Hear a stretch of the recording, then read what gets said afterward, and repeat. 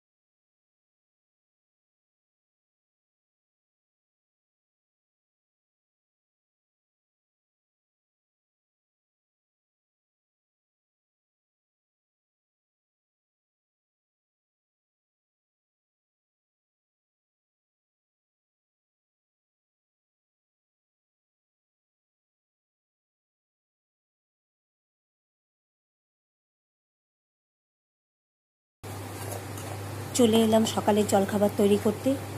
আজকে করব রুটি, আর সাথে আছে গতকাল রাত্রে যে ভাজিটা বানিয়েছিলাম, আলু, স্কোয়াশ আর গাজরের ভাজি, সেই ভাজি।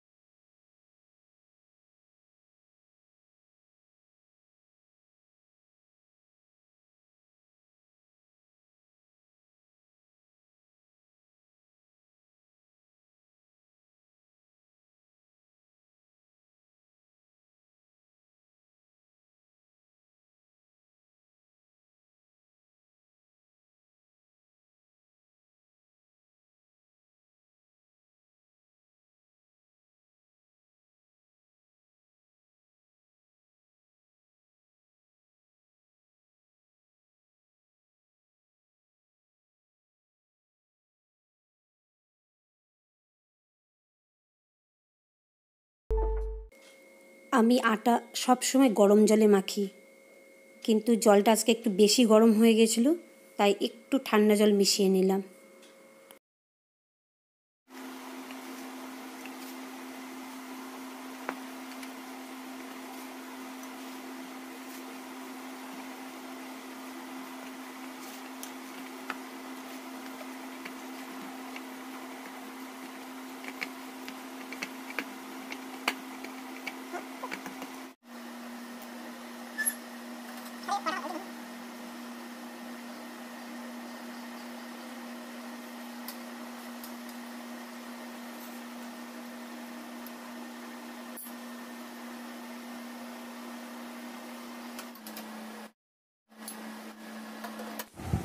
হয়ে গেল আমাদের সকালের জলখাবার রেডি।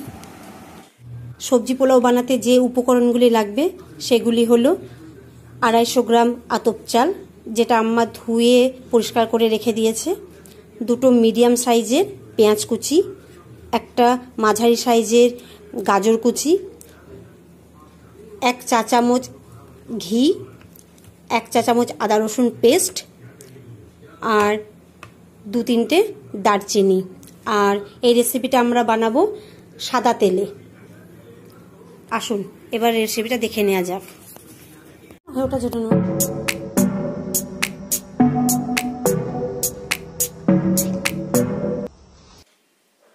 প্রথমে গ্যাসে একটা প্রেসার কুকার বসিয়ে তাতে 2 চামচ সাদা তেল দিয়ে দেব। তেলটা একটু গরম হয়ে গেলে তার মধ্যে 2-3 টুকরো দারচিনি দিয়ে দেব। তেল থেকে যখন দারচিনির গন্ধ বেরিয়ে আসবে, তখন আগে থেকে কেটে রাখা 2টো মাঝারি সাইজের পেঁয়াজ এর মধ্যে দিয়ে দিতে হবে। পেঁয়াজটা খুব বেশি লাল করে ভাজার দরকার নেই, একটু হালকা লাল হলে আর নরম হয়ে গেলেই হবে। এই সবজি পোলাও বা ভেজ পোলাওটা আম্মা প্রায় বাড়িতে বানিয়ে থাকেন। এটা বানাতেও বেশি সময় লাগে না আর বেশি উপকরণও লাগে না। এতে গাজর, ফুলকপি, মটরশুঁটি দেয়া যায়, কিন্তু যেহেতু আমাদের কাছে এই মুহূর্তে মটরশুঁটি, ফুলকপি নেই, সেই জন্য আমরা দিতে পারিনি। আমরা শুধুমাত্র গাজর দিয়েছি। অবশ্য এখন ফুলকপি, মটরশুঁটির সিজনও না হয়, তবে এগুলো থাকলে এগুলো দিলেও খেতে ভালো লাগে। পেঁয়াজটা অনেকটা নরম হয়ে এসেছে আর একটু লালও হয়েছে। আগেই বলেছি পেঁয়াজটা বেশি লাল করার দরকার নেই, হালকা লাল হলেই হবে। এবার এর মধ্যে আগে থেকে ধুয়ে রাখা আতপ চালটা দিয়ে দিতে হবে। আমরা আতপ চাল ব্যবহার করেছি, আপনারা যদি চান এতে বাসমতি চালও দিতে পারেন। এবার এর মধ্যে আতপ চালটা দিয়ে দেব। আতপ চালটা দেওয়ার পর এতে আর যা যা বাকি উপকরণ আছে সেগুলো একে একে দিয়ে দিতে হবে। এই পোলাওটা বেশি উপকরণ না থাকলেও খেতে খুব টেস্টি হয়, আর যেহেতু বেশি উপকরণ লাগে না তাই জন্য চটজলদি হয়েও যায়। এবার এর মধ্যে কেটে রাখা গাজর দিয়ে দেব, তারপর আদা রসুন পেস্ট 1 চামচ দিয়েছি, আর স্বাদ মতো লবণ দিতে হবে। লবণটা আপনারা চেক করে নেবেন, যখন এতে জল দেয়া হবে তখন আপনারা একটু টেস্ট করে দেখে নেবেন যে লবণটা ঠিক আছে কি না। আম্মা আইডিয়াতেই দিয়েছে আর লবণের স্বাদটা পারফেক্ট হয়েছে। যদিও আমি যদি বানাই সবসময় যে লবণের স্বাদ পারফেক্ট হয় না, আমি টেস্ট করে দেখে নিই। আম্মা যেহেতু বানিয়ে থাকেন, আম্মার একটা অভ্যাস হয়ে গিয়েছে। এটা চাল, গাজর, তেল, পেঁয়াজ আর আদা রসুন পেস্টটা খুব ভালো করে মিক্স করে নিতে হবে। এরপর এর মধ্যে জল দিয়ে দিতে হবে। জলটা খুব ভালো করে চালের সঙ্গে মিক্স করে নিতে হবে। মিক্স হয়ে গেলে এর মধ্যে মোটামুটি 1 কাপ জল লাগবে, যেহেতু আমরা 250 আতপ চাল নিয়েছি, সেহেতু এটাতে 1 কাপ জল দিতে হবে। কিন্তু যেহেতু আপনারা রান্না করে থাকেন, আপনারা নিজেরাই আইডিয়াতে বুঝতে পারবেন এতে কতটা জল দিতে হবে। আমরা 250 চালে 1 কাপ মতো জল দিয়েছি।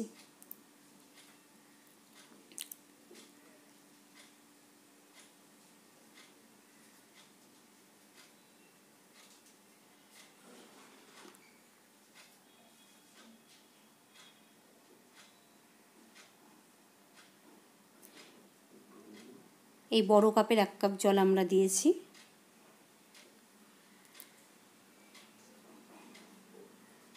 পরে আরেকটু জল দিলাম। এবার প্রেসার কুকারের ঢাকনাটা বন্ধ করে দিতে হবে। ও তার আগে এতে 1 চামচ ঘি মিক্স করে দিলাম। ঘি দিলে টেস্টটাও ভালো লাগে আর সেন্টটাও খুব সুন্দর আসে। আর দেখতে পাচ্ছেন কালারটা কি সুন্দর লাগছে।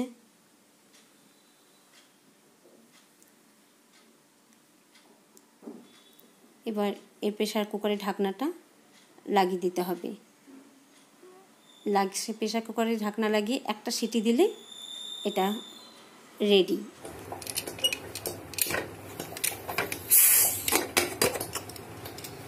আমাদের ভেজ পোলাও একেবারে রেডি।